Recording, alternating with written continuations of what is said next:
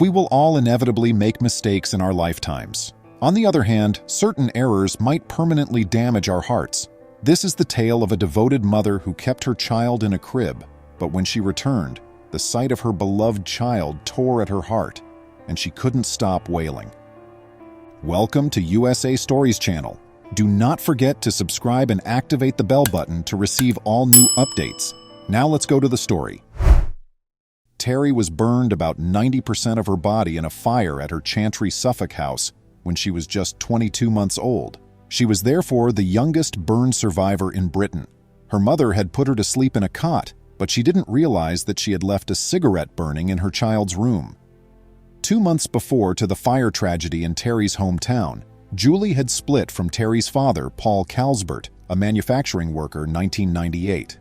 Paul was out of the office at work on the day of the tragic incident. When she first walked out of the apartment, she had the intention of getting her own place and moving in with her infant. But she returned and moved in with Paul as a friend since she had missed her child so much. Although Julie doesn't usually smoke in the apartment, she couldn't figure out why she did it this specific day. She acknowledged that it was a bad decision. She said, "I don't know why to this day I did such a stupid thing." While speaking with Terry, the British mother unintentionally placed the cigarette down in her bedroom and left. During one of her initial interviews, she expressed sorrow for the event and stated she would relive it every second of her life. "She went through all of this because of me."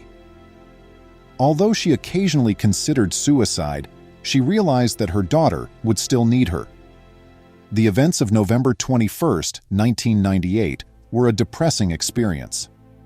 Since Terry was a peaceful and intelligent child who normally slept well, Julie did not know why the young boy would not stop sobbing when she left the room. She didn't think anything may be amiss at first, but as her daughter's cries became louder, she hurried back in the direction of the room. However, her baby's room was on fire when she arrived.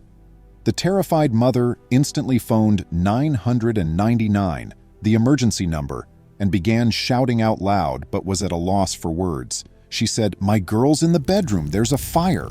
Julie became frightened and was unable to enter her baby's room.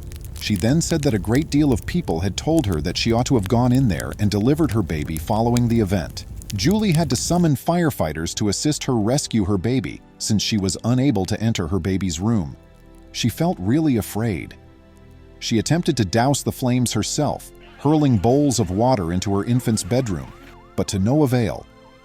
The firemen finally showed up after some time. Little Terry had ceased weeping by now. Terry was seen by the firefighters. They had trouble identifying the infant and questioned the girl's chances of survival. Simon Bevan, one of the firemen, stated that he had never seen somebody with burns as severe as Terry's. Her body was so rigid from her burns that it was hard for the firefighters to elevate her neck and start a CPR. Julie could not stand to look at the burn damage her lovely baby had sustained. After the fire was effectively extinguished by the firefighters, Terry was taken to Broomfield Hospital in Chelmsford, Essex, where she fought for her life. For Julie and her family, who were in the hospital to support her, it was an anxious moment. The attending physician for the infant's medical care nearly ended. He informed Julie and Paul that the infant had stopped breathing twice, but they were able to bring her back to life. Then he inquired about what to do in the event that she stopped breathing once more. Julie was in complete shock and had no idea what to say or do. Then her father spoke out, instructing the physician to follow his lead. Thankfully, that didn't happen again, since tiny Terry was such a strong fighter. Paul wondered to himself, is he going to lose his daughter too after first losing his wife? And was filled with great concern. What was noteworthy now was that her loving daughter never made judgments about her. It was easy for her to despise her mother and wish she had nothing at all to speak to her once more, but she never did. Terry came to terms with the fact that what had transpired had been an error. Instead, she contacted her mother to reassure her that she was not to be sorry for anything that had happened that night, that she was her mom forever, and that she had nothing to be sorry for. Is it not astounding how wonderful Terry is? Julie had intense emotions when Terry's recuperation reached a tipping point. She stated, "I was sitting in the chair holding her in my arms and she just looked at me and said, 'Mom.' Let's just assume that this woman was crying at that very moment. For weeks, the recuperating infant had not spoken until she uttered that one syllable. For Julie, a single statement just deepened her sadness as she convinced herself that she was to blame for all that had occurred. Following many months of surgeries and intense rehabilitation at Broomfield Hospital in Chelmsford, Essex, the 2-year-old daughter went back to her grandparents' house to live with her father, Paul. Terry's body was severely damaged, necessitating several surgeries. She needed to have the skin replaced as she grew, so she had to have roughly 40 skin transplant procedures. Her nose had to be operated on as part of her face reconstruction procedure. Julie cried after the fire incident when she saw her baby. "She was so swollen, I didn't even know if it was her," the woman remarked.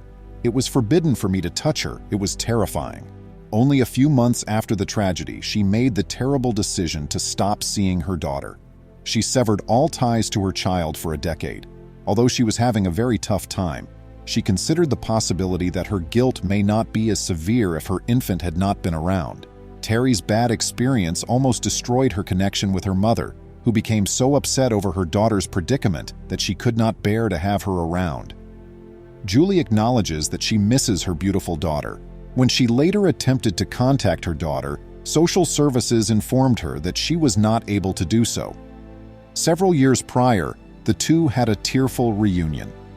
It seemed as though Julie and her lovely daughter had never parted when they first met. They shared the lovely moment by giving one another long embraces. Following that, they lost touch with one another for some time, but as of late, they have resumed messaging. Terry's mother said that occasionally they would text back and forth for 4 hours straight without stopping. The girl never once lost her smile, even in spite of her challenging circumstances. Many people were moved by her tale, and in 2012, the Ipswich Star newspaper launched an appeal for her, which raised around £500,000. Terry's well-wishers chose to aid with her future and gave this money. Additionally, she was assisted in leading as normal a life as possible by the innovative work of Professor Peter Zawelski at St. Andrew's Burn Center in Chelmsford, Essex. Incredible thing, huh? Terry says she has forgiven her mother for the fire outbreak in a documentary about the youngest burn survivor in Britain, although she wishes her mother had spent more time with her. Sometimes, when she's older, she remembers that her mother shouldn't have been smoking in their house. She dismissed that idea, though, reasoning that anybody may make a mistake and it wasn't her fault in the first place.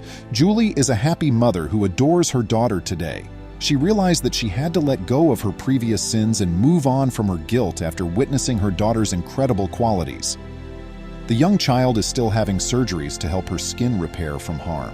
Terry declares that she would carry on pursuing her aspirations like everyone else and that she would not let the fire incident to define her life. Terry's narrative demonstrates that forgiveness can treat several ailments. These days, a lot of people all throughout the world look up to her. What lessons can you draw from this tale?